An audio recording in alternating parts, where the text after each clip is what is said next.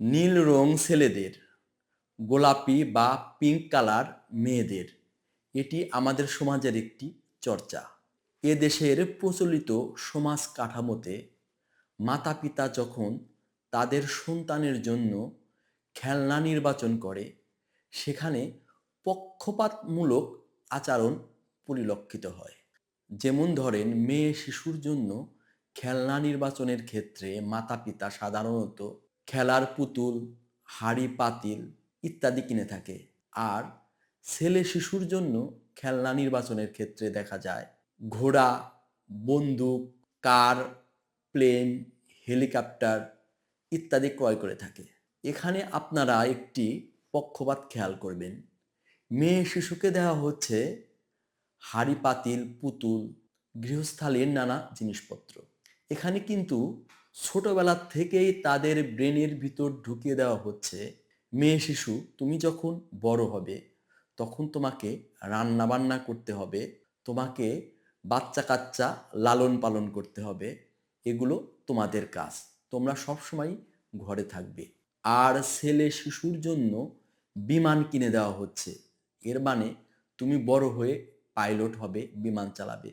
ঘোড়া কিনে দেওয়া হচ্ছে, বন্দুক কিনে দেওয়া হচ্ছে, তুমি যুদ্ধ করে দিগ্বিজয় করবে। কার কিনে দেওয়া হচ্ছে, এর মানে তুমি বড় হয়ে অনেক বড় ব্যবসায়ী হয়ে এরকম কার কিনবে, মার্সিডিজ, বিএমডাব্লিউ কিনবে। দেখেন, এখানে কিন্তু মাতা পিতা মনের অজান্তেই জেন্ডার বায়াস করতেছে, অর্থাৎ জেন্ডার বৈষম্য করতেছে। এগুলো কিন্তু ঠিক না। আসলে নারী শিশুদেরকে যে আপনি খেলার পুতুল দেবেন মানে বাচ্চা কাচ্চা মানুষ করবে, হাঁড়ি পাতিল কিনে দেবেন মানে রান্না বান্না করবে, এগুলো কিন্তু মোটেই কাম্য না। বর্তমান যুগে কিন্তু নারীরাও বিমানের পাইলট হচ্ছে, বড় বড় ডাক্তার হচ্ছে, নারীরা সেনাবাহিনীতে কাজ করছে, নারীরা যুদ্ধ করছে, সব কিছুই কিন্তু নারীরা করতেছে। নারীরা এখন কিন্তু আর পিছিয়ে থাকবে না। অতএব আপনাদের এই প্রচলিত ধারণা এবং এই জেন্ডার বায়াস আপনার কন্যা শিশুকে কিন্তু অনেকটাই পিছিয়ে দিচ্ছে। আবার বিদ্যালয় বা শ্রেণীকক্ষে লক্ষ্য করা যায়, প্রশ্নের উত্তর প্রদানের ক্ষেত্রে ছেলে শিক্ষার্থীদের প্রাধান্য দেওয়া হচ্ছে। আবার রুম পরিষ্কারের ক্ষেত্রে মেয়ে শিক্ষার্থীদের দিয়ে রুম পরিষ্কার করানো হচ্ছে।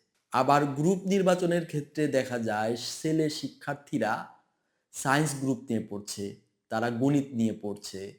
নারীরাও যে পড়ছে না তা না, সেদিক দিয়ে সংখ্যার দিক দিয়ে কিন্তু পুরুষেরা বেশি সায়েন্স কিংবা ম্যাথ নিয়ে পড়তেছে।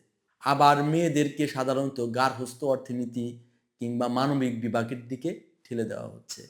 আসলে এটি কাম্য না। নারী এবং পুরুষ সবাই সমান সুযোগ এর অধিকারী হবে। নারী এবং পুরুষ সব ক্ষেত্রে সমান সুযোগ পাবে এবং ন্যায্যতার ভিত্তিতে তাদের সুযোগ সুবিধা প্রদান করতে হবে। নারীদেরকে যদি আমরা পিছিয়ে রাখি তাহলে কিন্তু দেশের অর্ধেক জনসংখ্যাকে পিছিয়ে রাখা হবে। আর দেশের অর্ধেক জনসংখ্যাকে পিছিয়ে রাখলে দেশটাই অন্যান্য দেশের তুলনায় অনেক পিছিয়ে যাবে। তাই আসুন আমরা জেন্ডার বায়াস না করি, আমরা পক্ষপাতমূলক আচরণ পরিহার করি এবং নারী এবং পুরুষ সবাইকে সমান সুযোগ, ন্যায্য সুযোগ প্রদান করি। ভালো লাগলে চ্যানেলটি সাবস্ক্রাইব করবেন এবং ভিডিওটিতে একটি লাইক দেবেন। ভিডিওটি দেখার জন্য আপনাদের অনেক অনেক ধন্যবাদ।